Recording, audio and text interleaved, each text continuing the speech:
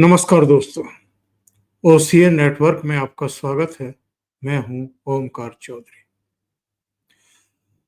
सर्वदलीय बैठक तो 24 तारीख की शाम को 6 बजे हुई। उससे पहले कांग्रेस के राष्ट्रीय अध्यक्ष मल्लिकार्जुन खड़गे से जब एक पत्रकार ने इस पर प्रतिक्रिया लेनी चाहिए और इस नोट के साथ प्रतिक्रिया लेने की कोशिश की कि ये जानकारी मिल रही है कि इसमें पाकिस्तान का हाथ है, तो मल्लिकार्जुन खड़गे दाएं-बाएं करते हुए दिखाई दिए और उन्होंने कहा कि अभी मैं सारे तथ्यों पर बात नहीं करना चाहता हूं। हम लोग बैठक में सरकार से पूछेंगे, कमी कहाँ रह गई, लूप होल्स कहाँ रह गई। इसके अलावा राहुल गांधी के जीजा श्री रॉबर्ट वाड्रा का एक बेहद गैर जिम्मेदाराना बयान सामने आया, जिसमें वो एक एजेंसी से बात करते हुए कह रहे थे कि ये जो आतंकी हमला हुआ है पहलगाम में, ये प्रधानमंत्री के लिए एक संदेश है कि मुसलमान कमजोर महसूस कर रहे हैं। यानी दोनों कांग्रेस से जुड़े हुए ये नेता, जिनके शुरू में बयान सुन करके लगा कि कांग्रेस एक बार फिर वही करने जा रही है जो उसने उड़ी अटैक के बाद जो सर्जिकल स्ट्राइक हुई थी उस पर सवाल खड़े किए थे। पुलवामा में सीआरपीएफ के जवानों के वीर गति प्राप्त करने के बाद जो एयर स्ट्राइक हुई थी उस पर भी सवाल खड़े किए थे। जब 2017 में डोकलाम में भारतीय सेना और चीनी सेना एक दूसरे के सामने खड़ी थी, तो राहुल गांधी अंधेरे में रात के समय चीनी राजदूत से मुलाकात कर रहे थे, उनके साथ डिनर कर रहे थे। और जब पूर्वी लद्दाख में फिर से गलवान घाटी में जो कुछ हुआ था, जिसमें हमारे 20 सैनिक जो हैं वीर गति को प्राप्त हुए थे, और उसके बाद स्टैंड ऑफ चला करीब 4 साल के आसपास, 50-60 हजार सेना इधर खड़ी थी, 50-60 हजार सेना उधर खड़ी थी, और तनाव और 22 मीटिंग कोर कमांडर लेवल पर उस समय भी कांग्रेस का जो रुख था, राहुल गांधी का जो रुख था, पार्लियामेंट के भीतर भी और पार्लियामेंट के बाहर भी, वो किसी से दबा छिपा नहीं है। वो जिस तरीके से चीन की प्रशंसा करते रहे देश में भी, और लंदन में भी बैठ करके, अमेरिका में भी बैठ करके, और भारत की नीतियों की आलोचना करते रहे, और ये भी कहते रहे कि चीन बहुत अंदर तक घुसा हुआ है, जबकि प्रधानमंत्री कहते हैं कि 1 इंच जमीन भी चीन के कब्जे में नहीं है। इस पर ये सवाल खड़े करते रहे। तो इन दो बयानों को सुन करके ऐसा लगा कि कांग्रेस ये जो 26 अलग अलग राज्यों के, जो करीब करीब 13 राज्यों के 26 नागरिक मारे गए हैं पहलगाम में, और ये नागरिक भी सारे के सारे हिंदू, उनकी पहचान पूछ करके उनको शूट किया गया, और कौन से राज्य से कितने लोग हैं ये भी मेरे पास सूची है, कि इस घटना के बावजूद अगर कांग्रेस ने फिर वही लाइन पकड़ ली जो वो उड़ी, पुलवामा और आपके गलवान घाटी और डोकलाम के समय पकड़ती रही है, तो देश की जनता के आक्रोश का सामना उसे आगे भी करना पड़ेगा। लेकिन जो बयान आए थे उसके बाद जब शाम को सर्वदलीय बैठक हुई, तब तक कांग्रेस के रुख में एक बदलाव देखने को मिला। मैं ये नहीं कहूंगा कि बड़ा बदलाव देखने को मिला है। या तो देश भर में जो आक्रोश इस समय इस घटना को लेकर के दिखाई दे रहा है, और जिस तरीके से अलग अलग राज्यों में अब जो पार्थिव देहें पहुंच रही हैं, पहलगाम में आतंकवादियों के शिकार हुए लोगों की, और उसके बाद जिस तरह का पूरा माहौल देश में बन गया है, और प्रधानमंत्री नरेंद्र मोदी ने भी जो स्टैंड लिया है, बिहार की सभा में उन्होंने स्पष्ट घोषणा कर दी है कि जिन्होंने ये कृत्य किया है उनको तो हम उनके अंजाम तक पहुंचाएंगे ही। इनके साजिशकर्ता, इनके आका जहां भी छुपे होंगे,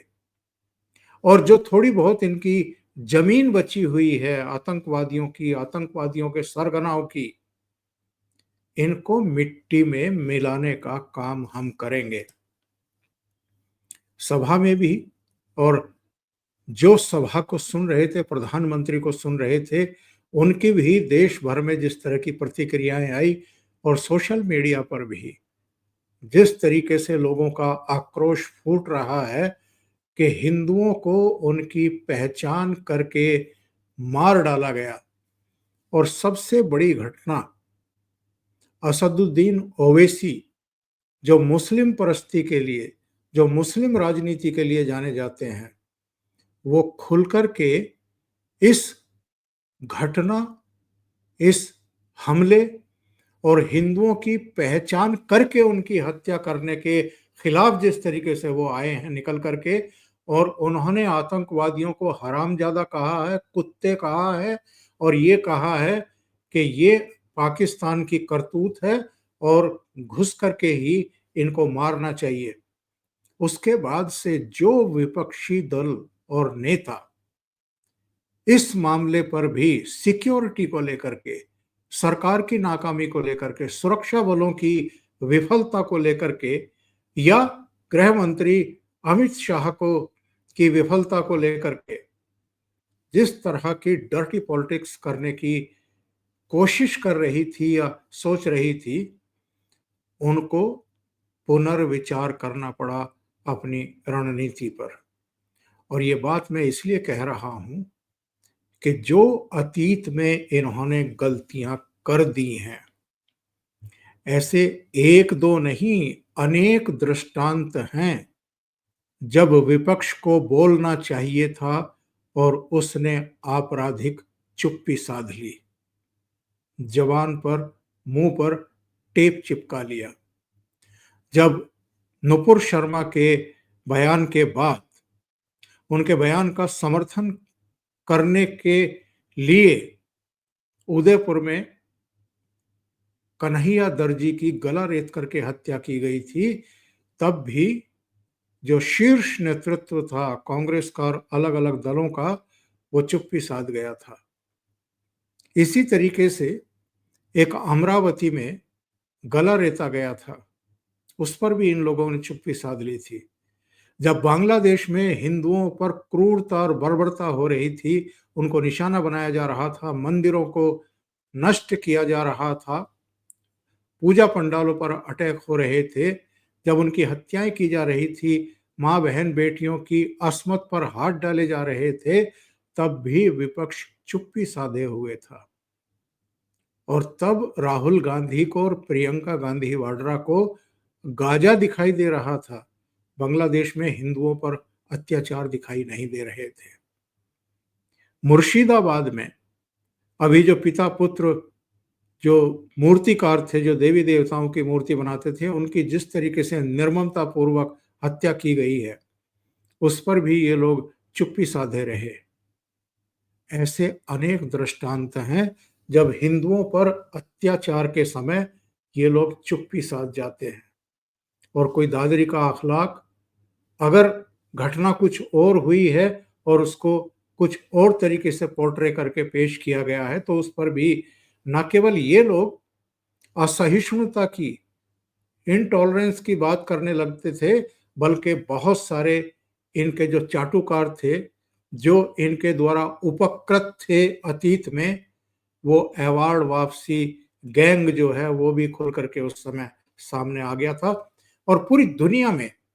एक ये माहौल बनाने की कोशिश की गई थी कि जैसे जो अब ये रॉबर्ट वाड्रा कह रहा है कि ये जो हमला हुआ है पहलगाम का,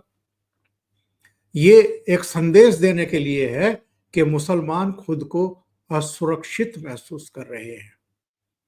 यानी शांति दूतों को कवर फायर देना, उनको असुरक्षित बताना और उनको हर हमले के लिए उकसाने की कोशिश करना। इन्होंने कितने कितने गलत संदेश दे रखे हैं। जब भगवान राम का मंदिर बना और जब प्राण प्रतिष्ठा हो रही थी, समूचे विपक्ष ने कांग्रेस के नेतृत्व में उससे किनारा कर लिया और इनमें से मोर देन 99% लोग आज तक भी मंदिर में दर्शनों के लिए नहीं गए हैं। दो चार नेताओं को छोड़ दीजिए, वरना इन्होंने महाकुंभ से भी दूरी बना करके रखी, जिसमें 45 दिन के भीतर 66 करोड़ सनातनियों ने गंगा मैया में जाकर के पावन डुबकी लगाई। तो एक जो परसेप्शन बना है विपक्ष के बारे में, वो ये बना है कि ये हिंदू विरोधी हैं और मुस्लिम तुष्टीकरण के लिए ये किसी भी हद तक जा सकते हैं। लेकिन इसकी कितनी बड़ी कीमत इन लोगों को चुकानी पड़ रही है, ये बहुत अच्छे तरीके से जानते हैं, क्योंकि केवल मुस्लिम वोटों के बल पर ये सत्ता में नहीं आ सकते। कांग्रेस पार्टी का जो कट्टर समर्थक हिंदू वोटर है उसको छोड़ दें और जो मुस्लिम वोट है उसको छोड़ दें, तो उसके पल्ले में कुछ बचा नहीं है। और अलग अलग जो क्षेत्रीय दल हैं उनके पास अपने कुछ जातीय वोट बैंक हैं, मुस्लिमों के वोट हैं, उसके बल पर वो जितनी सीटें जीत सकते हैं वो जीत लेते हैं। ममता बनर्जी का जरूर एक जादू चल रहा है, जिसकी वजह से वो लगातार तीसरी बार मुख्यमंत्री बनी हैं। लेकिन वो जादू किस तरह का है? मुसलमान एकजुट होकर के ममता बनर्जी को वोट करते हैं, जो पश्चिम बंगाल में 26-27% के आसपास हैं, और जो इलीट वर्ग माना जाता है, भद्र लोग जिसको बोलते हैं पश्चिम बंगाल में, वो भी ममता बनर्जी के साथ खड़ा हुआ है। इस वजह से वो जीतती रही हैं और डर के मारे जो आम हिंदू है वो भी भारतीय जनता पार्टी के बजाय उनको वोट करता है, क्योंकि उनको पता है कि रिजल्ट आने के बाद जब उनकी शिनाख्त होगी कि इन्होंने भारतीय जनता पार्टी को वोट किया है, तो उसके बाद फिर उनके खिलाफ हर तरह की हिंसा होगी। उस हर तरह की हिंसा में उनकी महिलाओं के साथ, उनकी माँ बहन बेटियों के साथ बलात्कार, उनके घर में उनकी दुकानों पर लूटपाट, उनके कार्यालयों में आगजनी और उनको पलायन करने के लिए मजबूर करना, ये सब चीजें होती रही हैं बंगाल में, जिस पर सुप्रीम कोर्ट तक मामला गया है, जिसमें हाई कोर्ट तक मामला गया है। तो इस बार जो पहलगाम में ये घटना हुई है, जिसमें चंडीगढ़ का एक हिंदू मारा गया, उत्तर प्रदेश का भी एक हिंदू मारा गया, अरुणाचल प्रदेश का एक, बिहार का एक, पश्चिम बंगाल के 2 हिंदू, इसके अलावा उड़ीसा का एक, मध्य प्रदेश का एक, आंध्र प्रदेश का एक और हरियाणा का एक, गुजरात के 3, महाराष्ट्र के 6, कर्नाटक के 3, केरल का एक मारा गया है, एक नेपाली नागरिक मारा गया है और एक पहलगाम का ही आदिल हुसैन जो मुस्लिम था और जो पोर्टर था हिंदू पर्यटकों का, वो मारा गया है। इन 26 नागरिकों में से केवल एक क्रिश्चियन है, बाकी सब हिंदू हैं। जो नेपाल से आए थे वो भी हिंदू हैं। एक क्रिश्चियन, एक मुस्लिम और बाकी 26 हिंदू मारे गए हैं। तो जो आक्रोश इस समय देश में है और जिस तरीके से अमेरिका के राष्ट्रपति डोनाल्ड ट्रंप से लेकर के रूस के राष्ट्रपति व्लादिमीर पुतिन और अलग अलग देशों के राष्ट्र प्रमुखों ने बयान जारी करके भारत के साथ एकबद्धता जाहिर की है और भारत के साथ खड़े होने का संकल्प दोहराया है, उसके बाद जो सीसीएस की बैठक में पाकिस्तान को लेकर के फैसले हुए और जो घोषणाएं की गई, हमारी तरफ से 5 घोषणाएं की गई हैं, वीजा नए जारी नहीं होंगे, अटारी बॉर्डर बंद किया जा रहा है। जो पाकिस्तानी नागरिक इस समय भारत यात्रा पर हैं, उनको देश छोड़ने के लिए कह दिया गया है। पाकिस्तानी उच्चायोग में जो 55 अब तक अधिकारी और कर्मचारी हुआ करते थे, राजनयिक हुआ करते थे, उनमें से 20 और कम कर दिए गए हैं। अब 35 ही रहेंगे, 35 या 30 रहेंगे। ऐसे बहुत सारे कदम, सिंधु जल समझौता स्थगित कर दिया गया है, जिसकी बहुत बड़ी मार जो है वो पाकिस्तान पर पड़ने वाली है और उसके ही नागरिक उसके खिलाफ खड़े होने वाले हैं और जो उसकी कृषि है वो बर्बाद होने वाली है। पाकिस्तान ने भी खुंदक में आकर के कुछ घोषणाएं की हैं, लेकिन वो सब शिमला समझौता और रद्द कर देंगे और ये कर देंगे, इनका कोई भारत की सेहत पर फर्क पड़ने वाला नहीं है।